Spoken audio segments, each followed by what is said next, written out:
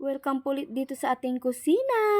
Bagay ito ngayon sa tag-init. Tara, samahan niyo po akong gumawa neto sa malamig.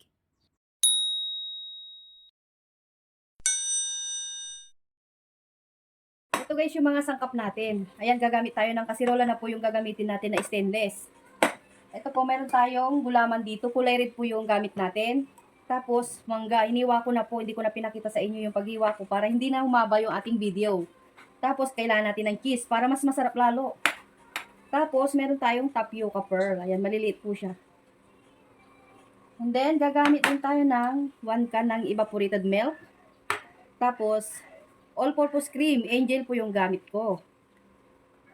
Tsaka isang can na cowbell condensed syrup. Ayan, condensed milk. So, ayan guys, simulan na natin. Sama-samayin na natin dito sa isang kaldero guys.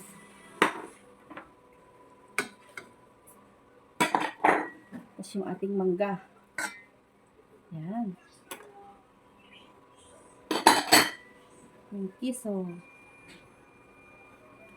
Ayan. Tapos, ilagay na natin yung evaporated milk. Depende po sa inyo kung anong gusto nyong tamis. Pwede kayo magdagdag or magbawas.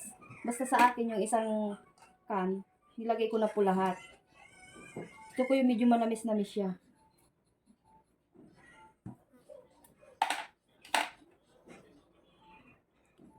Ayan, para ma-creamy.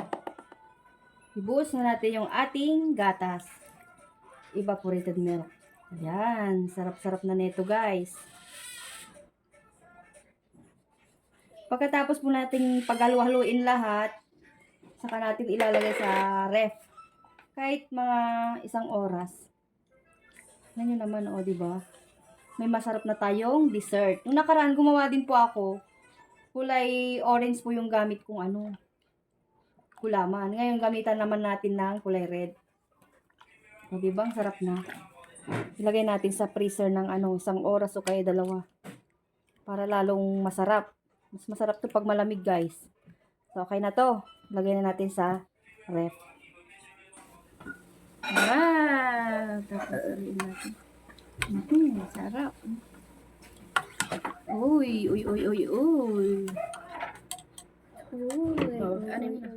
Ito na, tikman na natin guys. Bagay na bagay ito sa tag-init. Ayan po, marami pong salamat sa inyong panonood. Pa-share naman po itong video na to. At pakipollow nyo na rin po sa aking FB page at sa aking YouTube channel. Jim's Cooking din po yung aking social media account. Marami pong salamat. Hanggang sa muli. Bye!